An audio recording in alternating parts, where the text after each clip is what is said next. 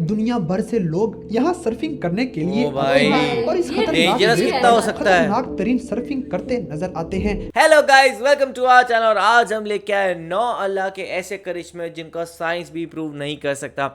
सो देखा जाए तो हमने बहुत सारी ऐसी चीज़ें देखी हैं कि धीरे धीरे साइंस ने उसको प्रूव कर दिया है, चाहे वो को बहुत सारे करिश्मे हो, चाहे हमारे इवन कहाँ से हम आए हैं या हमारी पूरी इवोल्यूशन हो, लेकिन बहुत सारी अभी भी ऐसी चीज़ें पड़ी हुई है जिनको साइंस प्रूव नहीं कर पा रहा है। सो वो कौन सी हैं, आइए देख लेते हैं। और मतलब कि एक जैसे ये कंसेप्ट है, पता नहीं शायद इस्लाम में तो नहीं है, हिंदुइज्म में है कि ऐसे रीबॉर्न वाला कॉन्सेप्ट है ना, ये भी अभी तक साइंस ने डिस्कवर नहीं करा। और ये भी नहीं पता कि दूसरा जन्म होता है कि नहीं होता है। दूसरा वो एलियंस वाला भी कहीं ना कहीं अभी डिस्कवर नहीं हुआ है कि मतलब साइंस कभी बोलते हैं कि हाँ हमारे जैसे और भी है, मतलब लोग रहते हैं, क्रिएचर्स रहते हैं, पर कभी वो बोलता है नहीं रहते। तो ये भी कहीं ना कहीं वही है कि भाई, और दूसरा वो टाइम को भी नहीं मतलब कि डिस्कवर कर सका। ऐसे बोलते हैं ना कि हम टाइम में ट्रेवल कर सकते हैं, तो ये भी अभी चीज़ क्लियर नहीं हुई है साइंस में कि क्या सही में टाइम से ट्रेवल हो पाता है कि नहीं।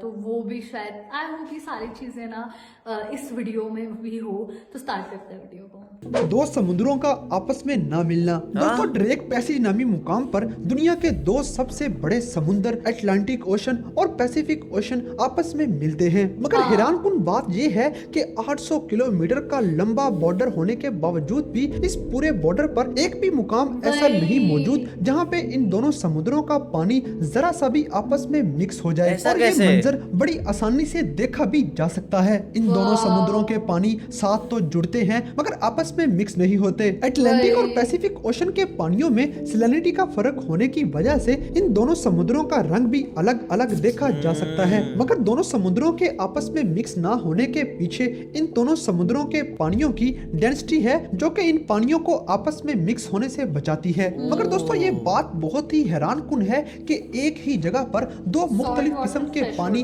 कैसे मौजूद हो सकते हैं। तीन सूरज नजर आना। दोस्तों, जमाना कदीम की ऐसी बहुत सी कहानियां लिखी हुई मिल जाती हैं जिनमें इस बात का जिक्र है कि जमीन पे ऐसे बहुत से मुकामात हैं जहां पे 3 सूरज नजर आते थे। मगर ये सारी मिथ्स थी और आज तक इनका कोई भी वजूद नजर नहीं आता था। मगर दुनिया में एक ऐसा मुकाम भी मौजूद है जहां पे 3 सूरज देखे जा सकते हैं। साइबेरिया में इंतहाई सर्दी के मौसम में 3 सूरज देखे जा सकते हैं। यह फिनोमिना तब रोनुमा होता है जब सूरज डूबने वाला होता है। दोस्तों, ये सीन तब देखने में नजर आता है जब साइबेरिया के अंदर इंतहा से ज्यादा सर्दी हो और सूरज के सामने कोई बादल ना हो और वो पूरी तरह चमक रहा हो और हवा में इंतहा से ज्यादा नमी मौजूद हो। जब ये तीनों फैक्टर इकट्ठे मौजूद होते हैं तो एकदम से मगरब की तरफ 3 सूरज देखे जा सकते हैं। कुदरत का ये अनोखा कारनामा देखने के लिए हर साल दुनिया से लाखों लोग साइबेरिया का रुख करते हैं और ठंडे मौसम के साथ साथ इस अनोखे कारनामे का मजा भी लेते हैं। दरअसल ये सूरज असली नहीं होते बल्कि हालो नामी एक फिनोमिना की शक्ल है जिसमें अक्सर हवा में मौजूद नमी की वजह से सूरज या चांद की आसमान पे 3-3 शक्लें बनी नजर आती हैं।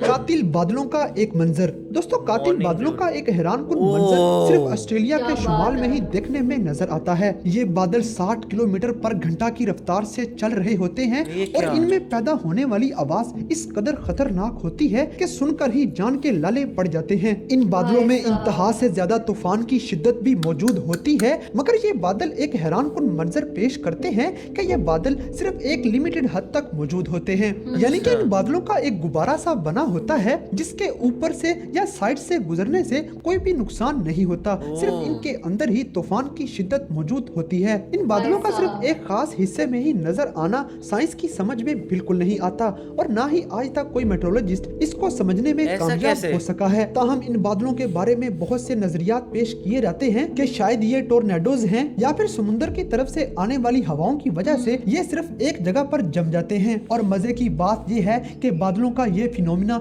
ऑस्ट्रेलिया के अलावा दुनिया के किसी भी मुकाम पर नजर नहीं आता।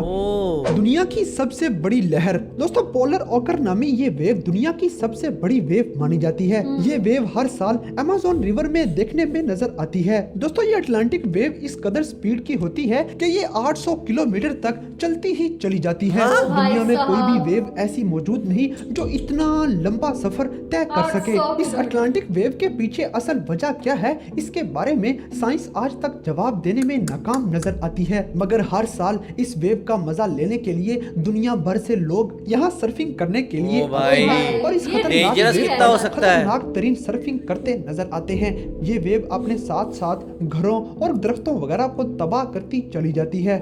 White rainbow.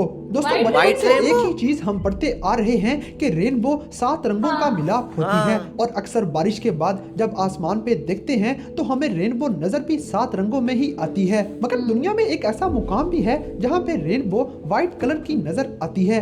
ये रेनबो आर्कटिक ओशन के ऊपर बहुत से मुकाम पर आसानी से देखी जा सकती है। दोस्तों दरअसल इसके पीछे कुदरत का एक बहुत ही हैरान कुन अमल मौजूद है। आर्कटिक ओशन के ऊपर बहुत ज्यादा फॉग मौजूद होती है और इस फॉग में बारिश के छोटे छोटे कतरे भी मौजूद होते हैं और जब ये फॉग उस रेनबो को कवर कर लेती है तो हमें रेनबो बजाय 7 रंगों के सिर्फ व्हाइट कलर में नजर भाई आती है। साहब। ये मंजर भी इंतहाई दिलचस्प नजारा है। क्या दुनिया फोम बनाई का है भाई। समुंदर। दोस्तों दुनिया में एक ऐसा मुकाम भी मौजूद है जहाँ पे फोम का समुंदर पाया जाता है और इस फोम में लोकल्स मजे लेते नजर आते हैं। दरअसल ये फोम उस इलाके के लोगों की तरफ से इस्तेमाल किए जाने वाले डिटर्जेंट्स की वजह से समुद्र के पानी में मौजूद नमकियात उन डिटर्जेंट्स से मिलकर फोम की शक्ल इख्तियार कर जाते हैं। समुद्र की लहरें इस फोम को फोम का साहिल पर समुंदर। फेंक देती हैं और किनारे पर फोम के ढेरों ढेर नजर आने लग जाते हैं। इस फोम में अवाम ये खेलती तो हुई पहली नजर बार आती है सुना मगर है। ये लोग इस बात से बेखबर हैं सही कि में। इस फोम के अंदर इंतहा से ज्यादा खतरनाक केमिकल्स मौजूद हैं जो कि इंसानी जिस्म के ये लिए तो नुकसानदेह dangerous हैं। हुआ मगर है। फोम का ये समुंदर इंतहाई दिलकश नजारा पेश करता है। बहुत बड़े रीछ का शेडो। दोस्तों अमेरिका के नॉर्थ कैरोलिना में मौजूद पहाड़ियों पर साल में 1 या 2 दफा एक ऐसा शेडो देखने में नजर आता है जो कि बिल्कुल रीछ की शक्ल का होता है। ये शेडो इस कदर बड़ा होता है कि ये एक बहुत बड़ा खतरनाक किस्म का रीछ लगता है। दुनिया भर से लोग इस रीछ को देखने के लिए यहाँ का रुख करते हैं और यहाँ पर पहुँचते ही अपने कैमरों को इस रीछ पर फोकस कर देते हैं क्योंकि ये रीछ सिर्फ कुछ सेकंड्स के लिए ही नजर आ पाता है। ये मंजर भी इंतहाई दिलचस्प है। समुद्र की तह में मौजूद एक अजीब Underwater शक्ल। sun। दोस्तों अमामी उशिमा नामी जापानीज आइलैंड के पास समुद्र की तह में कुछ ऐसी शक्लें देखने में मिली हैं जिनको देखकर बंदा हैरान रह जाता है कि कुदरत समुद्र की तह में भी ऐसी शक्लें बनवा सकती है। मगर सवाल ये पैदा होता है कि इस कदर नफासत के साथ बनाई गई ये शक्लें आखिर बनाई किसने ये हैं? कैसे बन दुनिया गई? भर के डाइवर्स इस मंजर की असल वजह ढूंढने के लिए 18 साल तक कोशिश करते रहे और 18 साल की मुसलसिल कोशिश के बाद आखिरकार ये नतीजा सामने आया। टेराडॉन नामी छोटी छोटी मछलियां बनाती हैं। दरअसल टेराडॉन नामी फैमिली का यह मेल अपनी फीमेल के अंडे देने के लिए यह जगह बनाता है और फिर फीमेल फिश आकर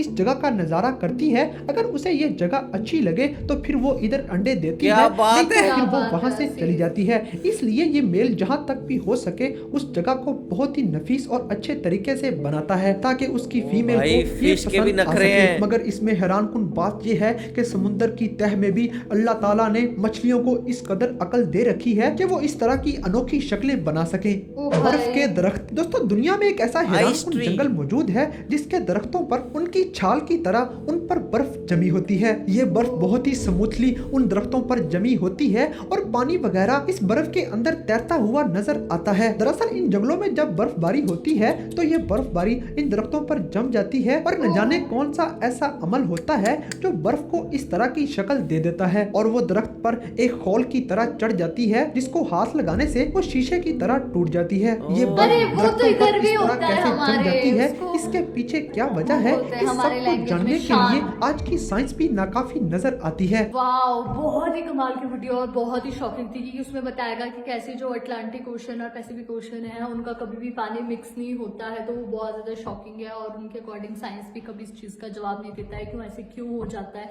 फिर उसमें बोला गया वो फोम वाला समंदर, वो तो मेरे लिए बहुत ज्यादा शॉकिंग था क्योंकि मैंने कभी भी उसके बारे में नहीं सुना। फिर उसमें व्हाइट रेनबो था और लेकिन जो एक चीज बोली ना इन्होंने कि वो लास्ट में वो वाला जो व्हाइट कलर का कुछ चढ़ जाता है तो वो नॉर्मल होता है। इवन वो सिर्फ पेड़ पर नहीं, वो तो मतलब कहीं पे भी चढ़ सकता है। अगर जैसे कि होता है कि अगर आपकी स्नोफॉल हो ना, स्नोफॉल के बाद जब धूप चले जाती है तो उससे ना सारा जमना शुरू हो जाता है और मतलब कि ऐसे बोलते हैं कि सुबह सुबह आपको अपने लॉन वगैरह पे भी नहीं जाना चाहिए, टाइल्स वगैरह पे जहाँ पे वो जम जाता है, क्योंकि वो फिसलने के चांसेस होते हैं। और सुबह सुबह लोग अवॉइड करते ही है कि आप ट्रेवलिंग ना करो, मतलब 6-7 बजे की, क्योंकि वो रोड में भी जमा होता है और गाड़ियों में भी जम जाता है, तो इसलिए अवॉइड करते हैं। तो ये तो मेरे लिए बहुत ऐसे था कि यार ये तो बहुत टाइम से होता है ये। वही, और साथ में देखा जाए तो किस तरीके से वहाँ पे इतनी सारी चीज़ें हैं जो अभी तक साइंस फिगर आउट नहीं कर पाया है, जैसे वो मिक्स होने का और बहुत सारी चीज़ों का। तो वहाँ पे यही सवाल आता है कि भाई ऐसे बनाया गया है उनको। और जैसे वो फिश का देखा जाए तो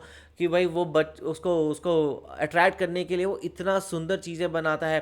तो ये चीज़ें आपको जो इंसानों में देखने को मिलती है वो फिशेस में भी देखने को मिले। तो पता लगता है कि भाई जैसे हमने इंजीनियर मोहम्मद अली मिर्ज़ा की द क्रिएटर वाली वीडियो देखी थी, तो उसके अंदर में पता लगा था कि भाई कैसे अलग अलग चीज़ों के अंदर अलग अलग ज्ञान और सब चीज़ डाला गया है। तो आपका इस बारे में क्या कहना, आप हमें कमेंट सेक्शन में ज़रूर बताइएगा। तो ऐसे लाइक करते जाइए, कमेंट करते जाइए, शेयर करते और जाइए और सब्सक्राइब करते जाइए। बाय।